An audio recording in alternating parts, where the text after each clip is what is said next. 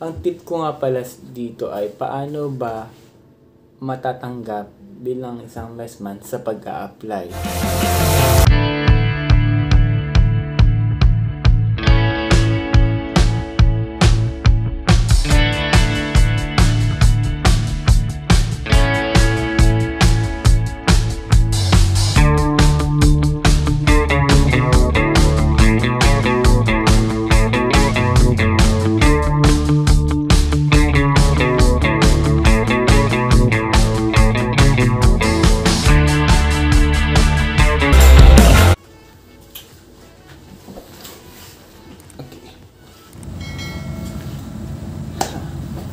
Okay, welcome dito sa aking channel.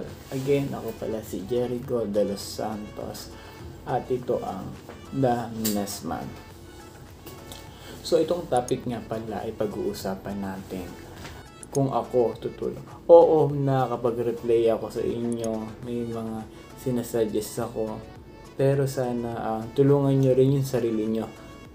Pangalawa, kailangan hanap ka lang ng mga money agency kasi sila yung pwede ninyo mapuntahan. Oo, marami nag-a-apply. Marami talaga maraming kompetensya. So kailangan nyo talaga magtiyaga kasi ako ang dami kong in-applyan eh. Kung napanood nyo na yung mga video ko na topic sa pag-apply, i-share ko ulit dito kasi hindi po madali ang pag-apply. Pero huwag ka lang susuko. Ang bilis po talaga ng pagkakataon na madali ka pa rin matanggap. So bakit nga ba talaga na kailangan mo magtiyaga sa pag-apply? Kasi kapag hindi kayo nagtiyaga sa pag-apply, guys, maaaring iba ang matanggap. Siyempre, diba, malay mo one time nag-open ba yan ng Messman, tapos hindi ka nag-apply. So, sayang yung araw na yun, doon lang sila nag-open. Kasi mabilisan talaga, paunahan talaga. Lalo kung kompleto kang requirements, kailangan talaga may NC1 ka na para mabilis ka matanggap. Lagi mo unahin yung SIMAS book, passport at NC1. Tapos yung mga other trainings mo pa para talaga madali ka matanggap. Kung hindi ka nag-a-apply tapos online lang, maganda kasi is direct para mabilis kang matanggap. So dapat lagi kang handa sa pag-apply mo kasi ang dami talagang agency sa atin na puro hiring yan. Ipasahan mo lahat ng pasahan. Kasi malay mo one day, tawagan ka niyan. Doon sa mga wala pa talagang experience, pwede apply muna ng mga base sa iyong kung ano yung inaadap mong trabaho para mabilis ka rin matanggap.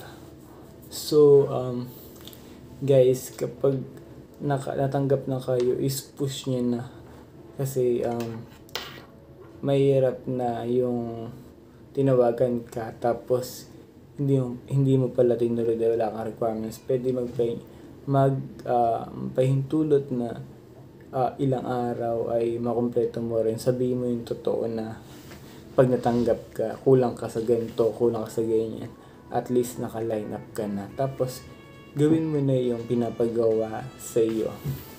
So, kapag natanggap ka na, siguraduhin mo na yung mga requirements mo ay maibibigay mo sa buwan na iyon. Kasi pag hindi mo na naibigay na maayos, pwede ka maunahan ng iba. Ibibigay nila sa iba yung position mo.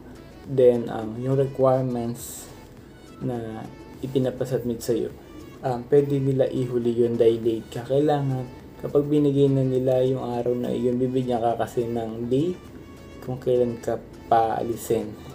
So, kailangan maibigay mo yung requirements na hinihingi. Kasi, although hindi naman talaga na kung late ka, okay lang. Pero, wag lang sumakto doon sa pag-alis mo. So, binigay nilang date. Kailangan i-advance mo na. So, yun lang guys, no? Kailangan para matanggap ka talaga is kompletong requirements sa pag-apply. Tapos, ikaw healthy ka. Yun. Wala naman basihan sa laki, sukat mo, height, and weight.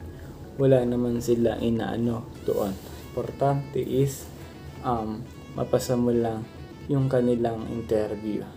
About nga pala dyan, meron nga pala akong video na nandiyan. So, panoorin nyo na lang siya guys. And once again, maraming pong salamat sa iyong panonood. At click mo na yan para maging updated ka sa mga video ko. Salamat po sa inyo lahat. Thank you.